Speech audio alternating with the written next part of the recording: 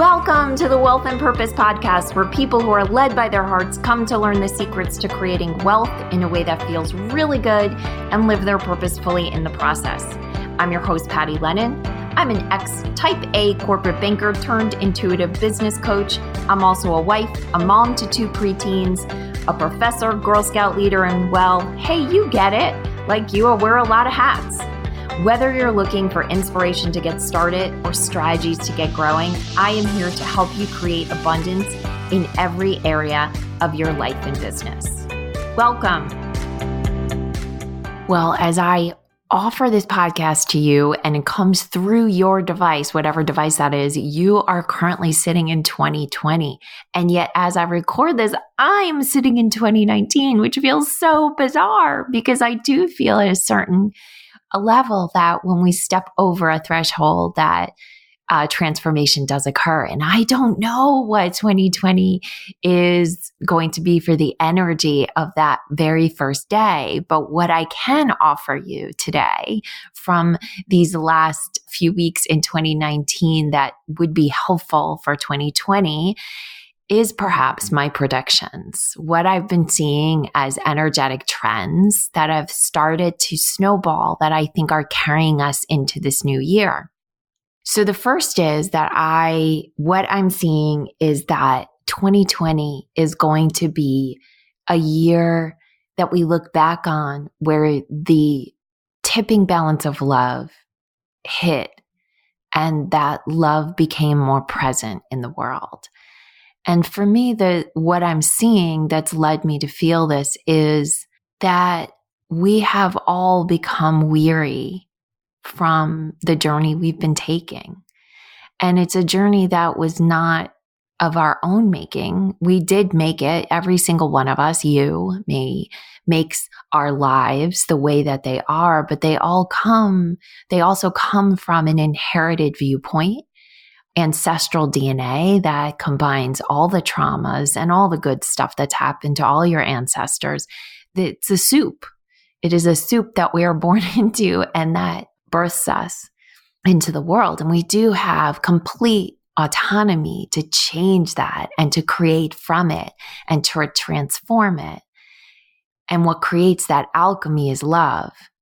And typically, I find that even in the most dire circumstances, when a person becomes done with something, when they become so sick of being sick and tired, they have no choice but to change. And I think we as a people, and maybe this is coming from my position of white privilege here in the United States, but I do think that we as a people have become fatigued by the lack of love in many of our decisions as a community, as a world community.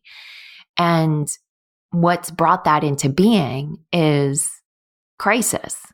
And that's my other prediction for 2020 is I don't think the crises are going to stop. But I also believe that they are proof that we are evolving and we're expanding and that joy is coming into our lives. And where I want you to bring that home into your own world, into your own personal life, is to say, where can love play a bigger role? And when I say love, I mean love as the opposing force to fear. So just look at where is fear making my choices? And where is love making my choices? And where can I let love make more of my choices? You don't have to be perfect at this. You just need to do a little bit more and then a little bit more. And then when crisis comes in, whether it's a minor crisis or a major crisis, to understand that it is proof of your expansion. It is proof of the world being offered to you from a different vantage point. And I offer that having been through many crises in the last 6 or 7 years. I don't say this from the mountaintop. I tell you this from knowing how hard it can be to be in crisis, whether it's a personal, mental, physical, emotional, or one that extends to your family or to your loved ones or to the world. I know how hard that is. I do. And I know how hard what I'm asking you is. But I promise if you step into this year free from crisis, and you make an agreement with yourself that when it comes in, that you will allow yourself to feel what you're feeling and also hold space for the hope that it is serving an expansion for you and for others, you will be able to navigate this year with much more beauty than you could have ever imagined. And my third prediction is that people as a whole, we become, or at least people in the Western world, I believe that the Eastern world has maybe a bit of a better handle on this than we do. But I think we're going to become clearer about what really matters to us and really focus on that. I know that that's happened for me. I know that there are things in my business and in my personal life that I've just stopped paying attention to because they truly don't matter. In my business, I've stopped paying attention to ego metrics completely because they don't matter. They make us feel good, but they don't matter. In my personal life, I've stopped paying attention to where something is giving me a no that I want to be a yes. I've stopped fighting with reality. And most importantly, I've put my time and my energy into spreading a message of love and being present for others and making sure that when someone is in the context of me, whether it's a social media post, whether they're at an event that I host, whether they just are in a conversation with me at the grocery store, that I am doing my best to stay present and to be a voice of love, because I believe that's what we need most in this world. And what I would offer to you as you're heading into this new year is I know that New Year's resolutions are so big right now, or maybe it's that you're picking your word, or maybe it's you're making your plan.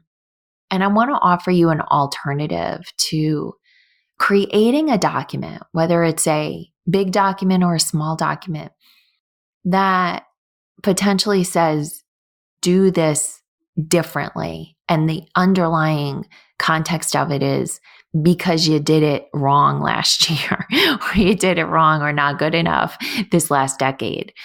What I would offer you is look back over your life to this point and see what you've done really well. See where the big wins have come from.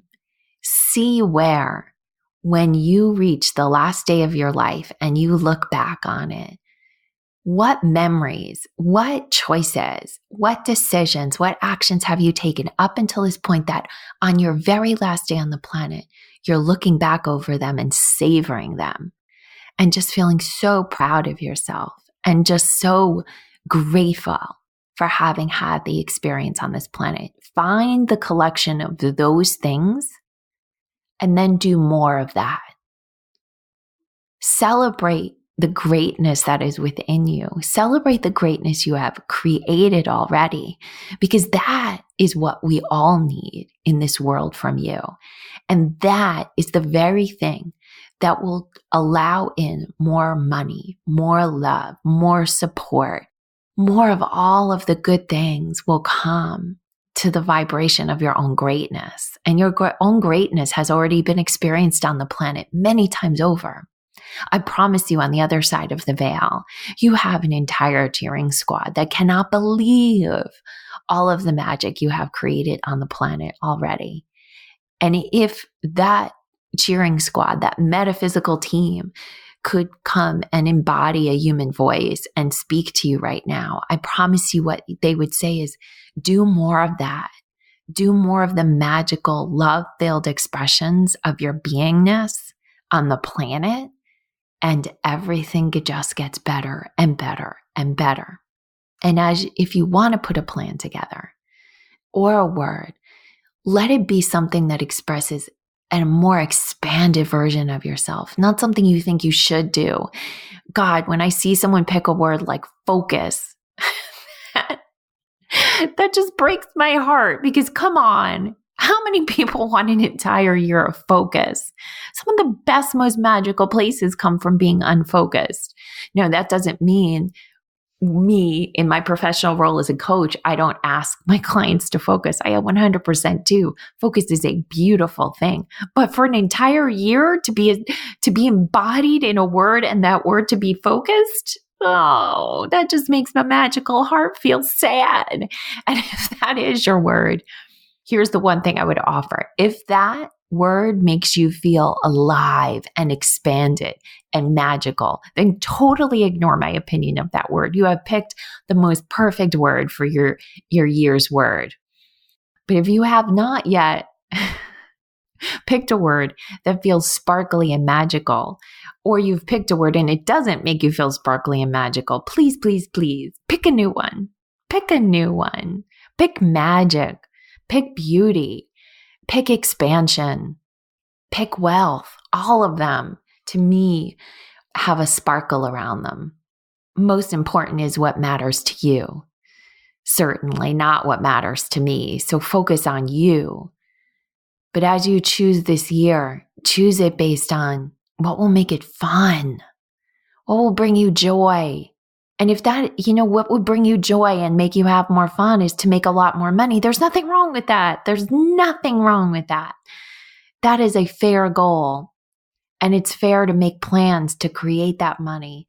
Just make sure you open your hands as you create that intention and you don't grasp it. You open it, your palms, and hold it wide out to the universe and say, this is what I most want. Help me. And then remember that you're not doing it alone. You are absolutely not doing it alone.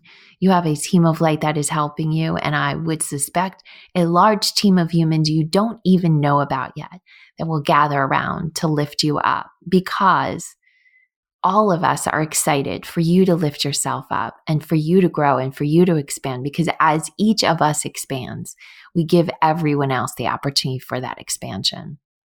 And so I will leave that there and simply say that my word for this podcast, for this one day, is love. And I wish you loads and loads of it.